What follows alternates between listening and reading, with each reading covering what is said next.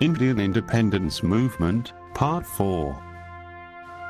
The Indian Independence Movement was a series of activities whose ultimate aim was to end the British rule in India. The movement spanned a total of 90 years, 1857 to 1947.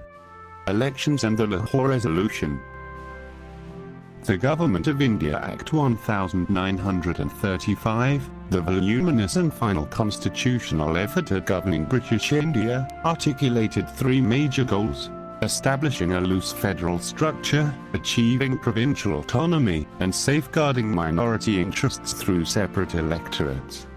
The federal provisions, intended to unite princely states and British India at the centre, were not implemented because of ambiguities in safeguarding the existing privileges of princes.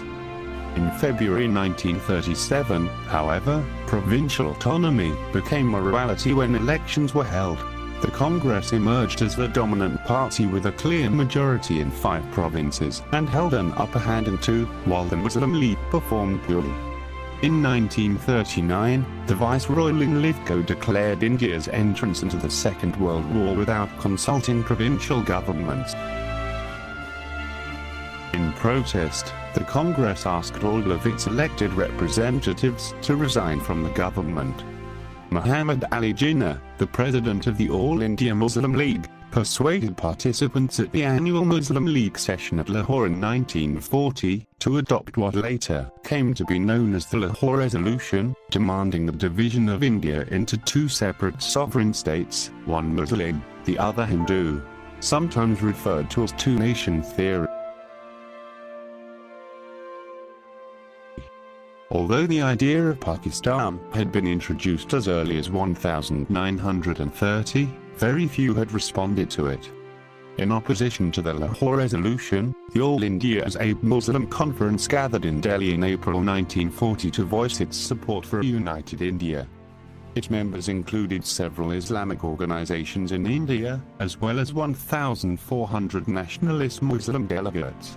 The attendance at the nationalist meeting was about 5 times than the attendance at the League meeting. The All India Muslim League worked to try to silence those Muslims who stood against the partition of India, often using intimidation and coercion.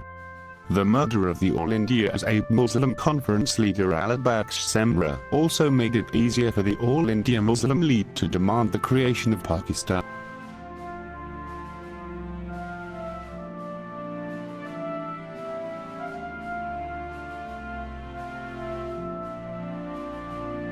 Of World War II.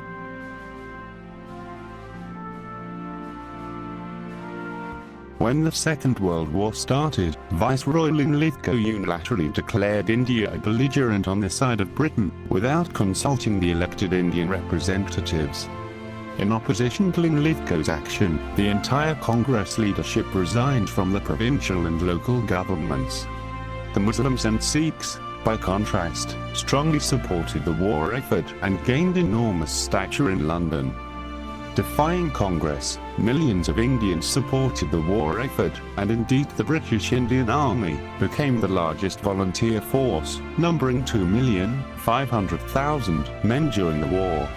Especially during the Battle of Britain in 1940, Gandhi resisted calls for massive civil disobedience movements that came from within as well as outside his party, stating he did not seek India's self-rule out of the ashes of a destroyed Britain. In 1942, the Congress launched the Quit India movement.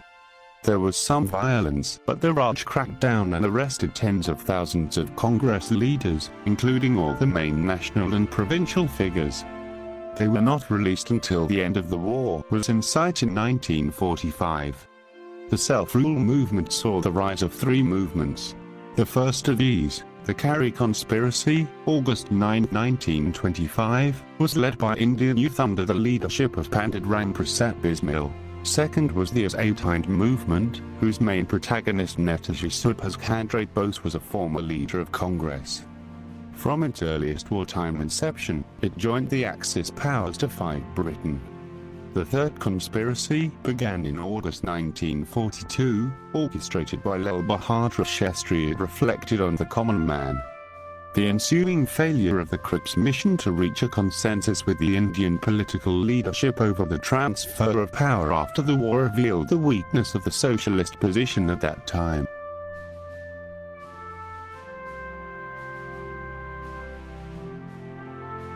Azad Hind Fauj, Indian National Army.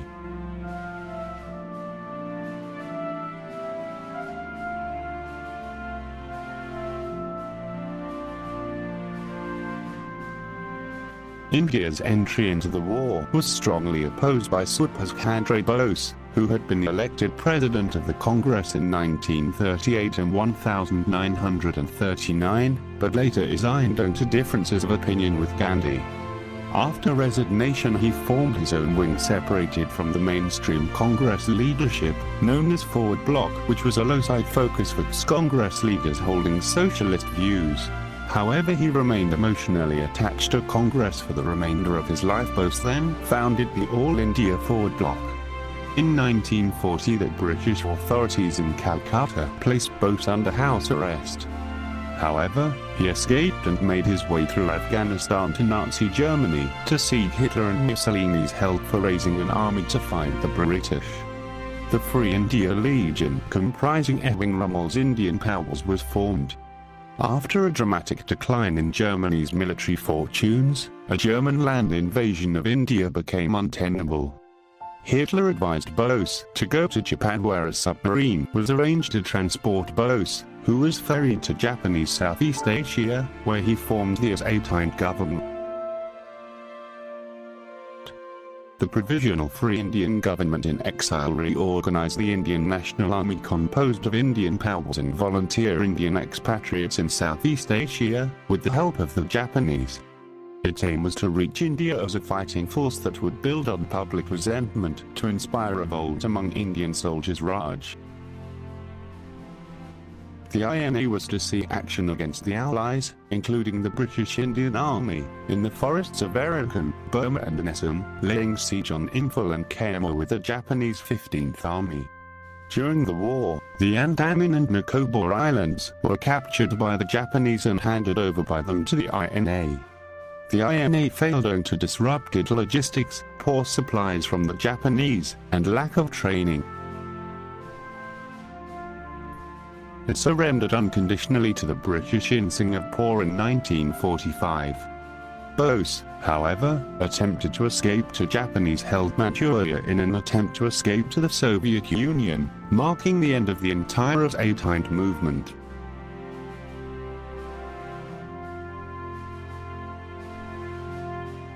Quit India movement.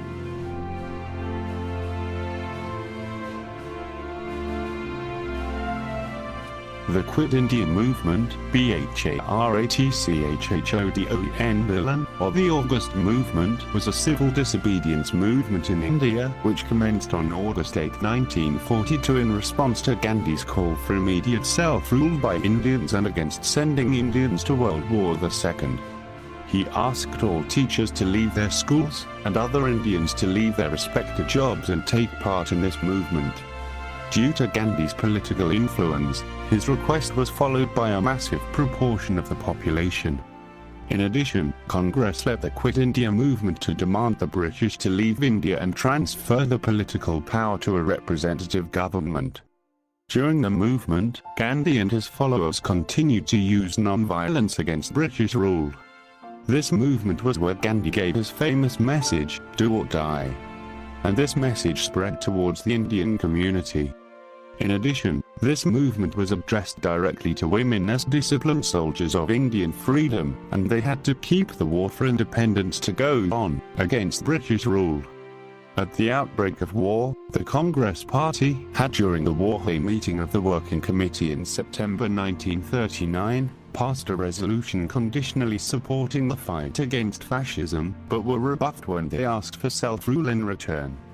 In March 1942, faced with an increasingly dissatisfied subcontinent only reluctantly participating in the war, and deteriorations in the war situation in Europe and Southeast Asia, and with growing dissatisfactions among Indian troops, especially in Europe, and among the civilian population in the subcontinent, the British government sent a delegation to India under Stafford Cripps, in what came to be known as the Cripps Mission.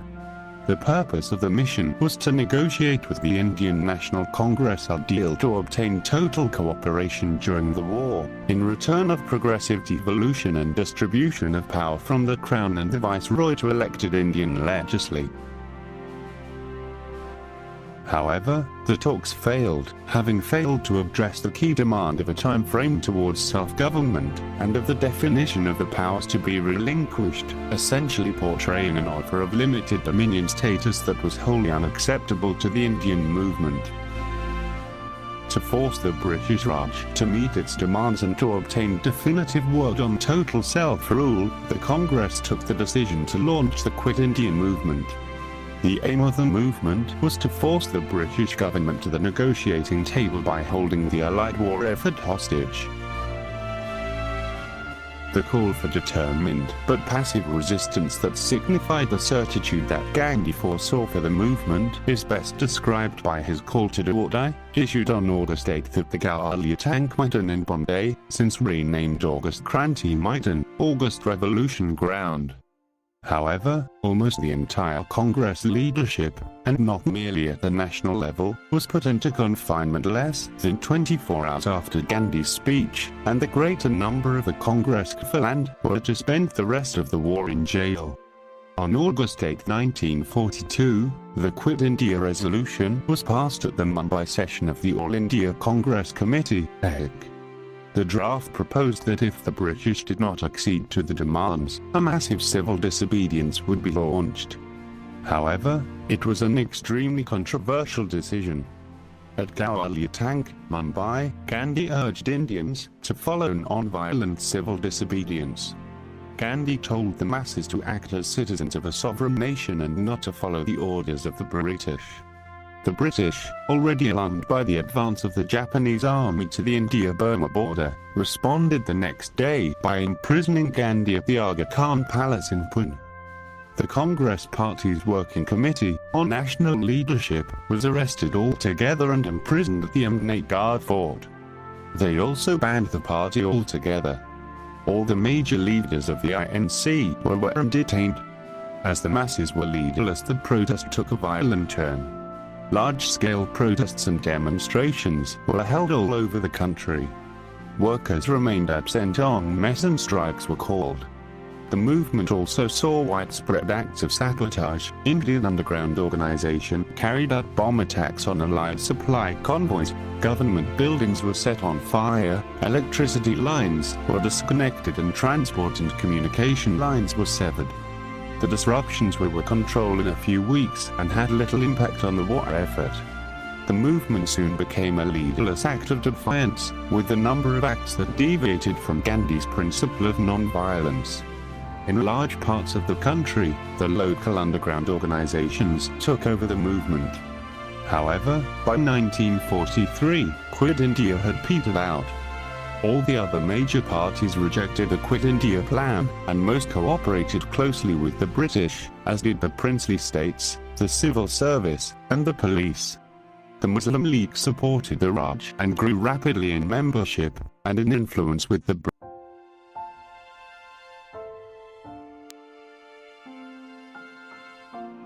Impact of World War II.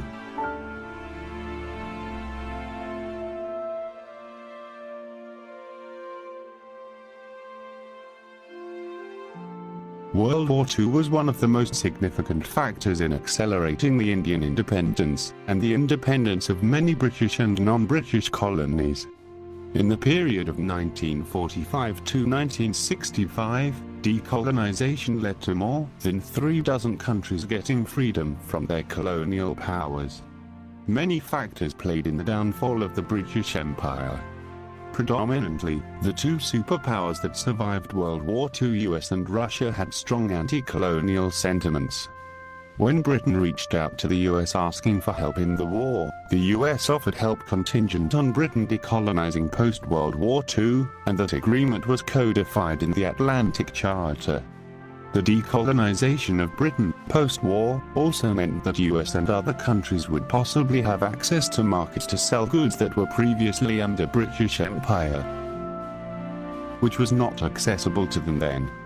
To bring about these changes, the establishment of and following World War II codified sovereignty for nations, and encouraged free trade.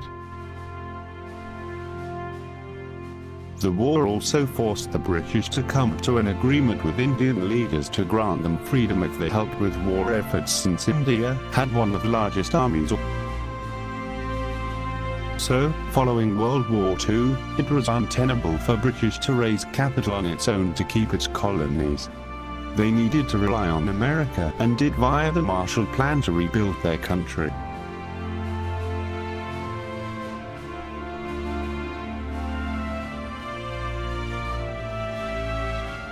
Sovereignty and partition of India. On June 3, 1947, Viscount Louis Mountbatten, the last British Governor-General of India, announced the partitioning of British India into India and Pakistan. With the speedy passage of the Indian Independence Act 1947, at 11:57 on August 14, 1947, Pakistan was declared a separate nation. Then at 12:02 a.m. on August 15, 1947, India became a sovereign and democratic nation. Eventually, August 15th became the Independence Day for India, marking the end of British India. Also on August 15th, both Pakistan and India had the right to remain in or remove themselves from the British Commonwealth. But in 1949, India took the decision to remain in the Commonwealth. Violent clashes between Hindus, Sikhs, and Muslims followed. Prime Minister Nehru and Deputy Prime Minister Sardar Vallabhbhai Patel invited Mountbatten to continue as Governor-General of India during the period of transition. He was replaced in June 1948 by Chakravarti Rajagopalaswari.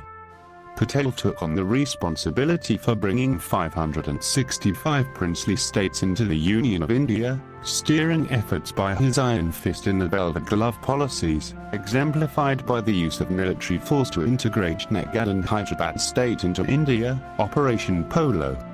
On the other hand, Nehru kept the issue of Kashmir in his hands. The Constituent Assembly, headed by the prominent lawyer, reformer and Dalit leader, B.R. Ambedkar, was tasked with creating the Constitution of Free India. The Constituent Assembly completed the work of drafting the Constitution on November 26, 1949. On January 26, 1950, the Republic of India was officially proclaimed. The Constituent Assembly elected Rajendra Prasad was the first President of India, taking over from Governor-General Rajagopalaswari. Subsequently, the French ceded Ahmednagar in 1951, and Pondicherry and its remaining Indian colonies by 1954. Indian troops invaded and annexed Goa and Portugal's other Indian enclaves in 1961. And Sikkim voted to join the Indian Union in 1975 after the Indian victory over China in Nathula and Kolar. Following self-rule in 1947, India remained in the Commonwealth of Nations, and relations between the UK and India have since become friendly. There are many areas in which the two countries seek stronger ties for mutual benefit, and there are also strong cultural and social ties between the two nations. The UK has an ethnic Indian population of over 1.6 million.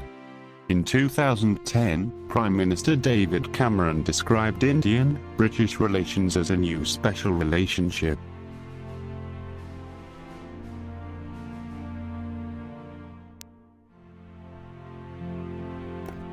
Thanks for watching. Subscribe to Footprints for more videos.